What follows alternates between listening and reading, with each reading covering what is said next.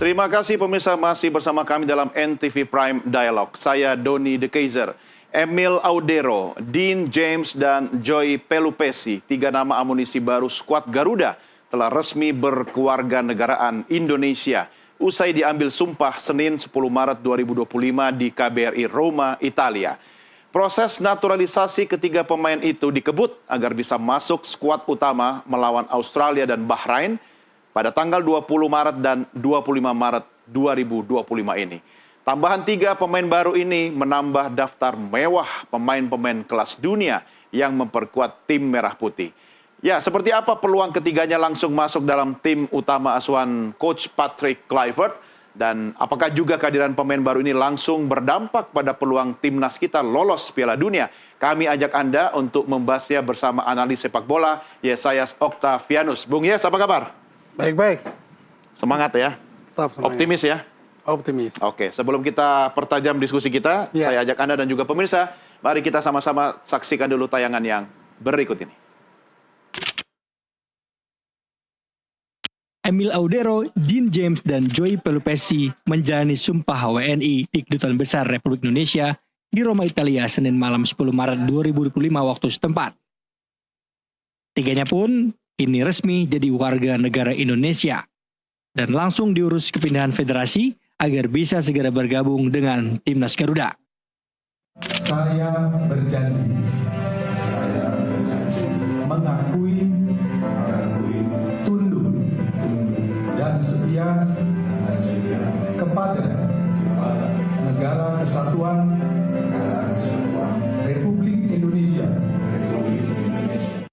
Proses naturalisasi ketiga pemain anyar timnas itu dikebut demi bisa didaftarkan langsung untuk masuk dalam skuad kontra Australia 20 Maret mendatang. To all Indonesian people, our spirit for the World Cup still continues. Our spirit for the World Cup still continues. Our spirit for the World Cup still continue. Also, terima kasih to Mr. President Prabowo. Terima kasih to President Prabowo. Terima kasih to Mr. Prabowo.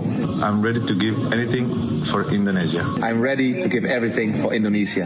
I'm ready to give anything for Indonesia. Let's go Indonesia. Let's go Indonesia. Let's go Indonesia. Kehadiran 3 pemain baru ini akan menambah kedalaman skuad sekaligus memanaskan persaingan di tiap lini.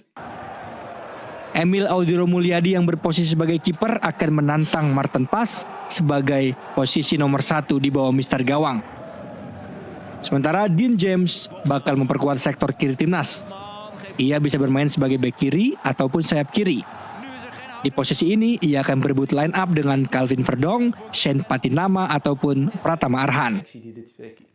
Sedangkan Joy Pelupesi memiliki kemampuan di berbagai posisi. Ia bisa menjadi tandem bagi Tom Hai di lini tengah. Ia juga bisa jadi pelapis bek tengah skuad Garuda. Kehadiran Emil, Dean, dan Joy membuat skuad timnas Indonesia makin mewah. Kini pelatih Patrick Kluivert pun memiliki banyak opsi pemain dengan kualitas yang lebih merata di semua lini. Baik pemirsa, langsung kita diskusikan. Bung Yes, 3 darah muda, kata Bang Roma Irama nih, darah segar nih buat timnas kita. Komentar Anda? Iya, saya kira dengan bertambahnya 3 pemain ini ya, ini membuat Patrick Kluivert dan timnya lebih mudah untuk meracik, mencari 11 starting 11 ya, 11 pemain inti untuk start sejak menit pertama. Tetapi harus ada catatan juga. Menurut saya, jangan sampai terlalu overconfidence dengan mengubah total formasi yang selama ini dipakai oleh Sintayong sebelumnya. Kalau ada perubahan 1-2 pemain, is okay. Tetapi jangan sampai 3, 4, 5 pemain. Ini bahaya karena kerjasama tim yang sudah dibangun oleh STY itu harus tetap dijaga. Tinggal menambah bolong-bolong celah-celah yang dianggap masih lemah. Ya. Tetapi kalau di lini belakang dengan bertambahnya Dean James, ya pemain dari Go Ahead Eagles, menurut saya ini menambah kekuatan yang lebih tangguh di lini tengah. Karena di sana sudah ada Jordi Amat dan juga Miss Hilgers yang selama di era STY tidak dimainkan.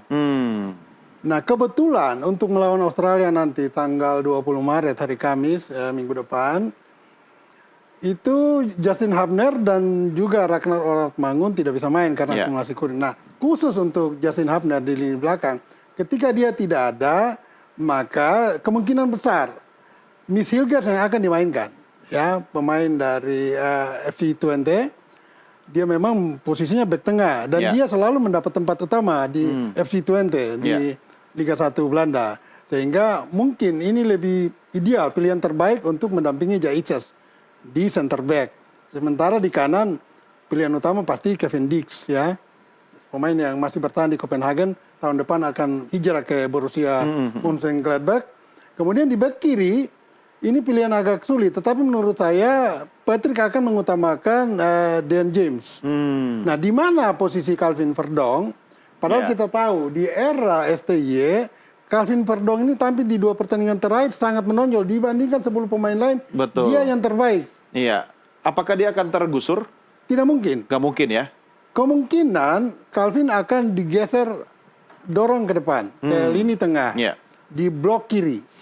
Jadi di blok kiri itu ada nanti back kiri Dan James, kemudian Calvin Verdong, dan kemungkinan di depan itu kalau dia menggunakan 4-3-3, pilihan paling ideal ada di Rafael Strijk. Karena 3 depan itu kemungkinan juga Rafael Strijk di kiri, Ole Romeni di tengah, dan di sayap kanan mungkin saja Marcelino Ferdinand. Marcelino Ferdinand, ya. Nah, ini yang harus kita perhatikan, dan saya memberikan catatan khusus, jangan sampai overconfidence. Menganggap bahwa, wah, dengan tambah amunisi 3 pemain ini kita lebih hebat. Tidak. Ini yang dilawan Australia. Di kandang Australia. Australia bukan kaleng-kaleng, dan kita tandang ya. Jadi kita tetap hati-hati. Tapi Bung Yes, Australia kan tidak sedang dalam performa puncaknya sebenarnya. Ini peluang buat kita loh. Betul juga. Overconfident dikit-dikit nggak apa-apa lah. Boleh. Untuk menambah motivasi begitu. Ya, karena kalau kita terlalu overconfident, terutama untuk seluruh pemain yang dimainkan, ini bisa mereka melakukan kesalahan-kesalahan kecil yang tidak perlu. Bisa jadi bumerang. Misalnya terkena kartu merah, atau buat pelanggaran di kotak 16 meter sehingga dihukum penalti. Nah, ini bahaya. Oke, soal kiper siapakah yang akan dipilih? Apakah Emil akan menggantikan posisi kiper kita?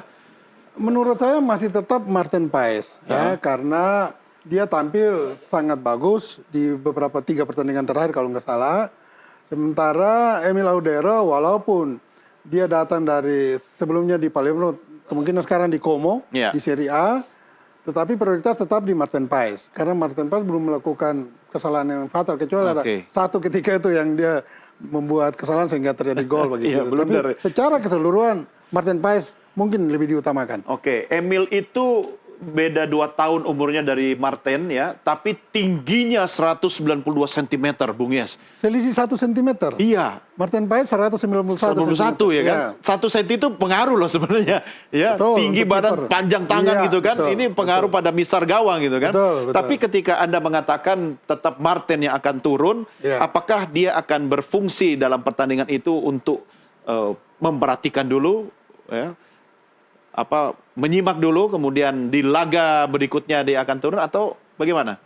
Tidak itu saja, itu memang salah satu syarat utama juga bagi pemain cadangan, khususnya dalam hal ini Emil Audero. Mungkin diberikan kesempatan dia di bench dulu. Dia melihat dulu koordinasi kerjasama rekan-rekannya di lapangan, termasuk di bawah mistar. Sambil membangun chemistry ya. Baru dia masuk, mungkin babak kedua bisa dimainkan. Iya, beberapa waktu lalu saya juga diskusi dengan para analis, ini kan apa yang disusun oleh Coach Patrick Kluivert ini kan merupakan formasi awal dia di timnas Garuda kita. Tetapi masih aroma STY. Dan Anda sepakat tidak boleh bongkar terlalu besar begitu ya? Jangan. Betul.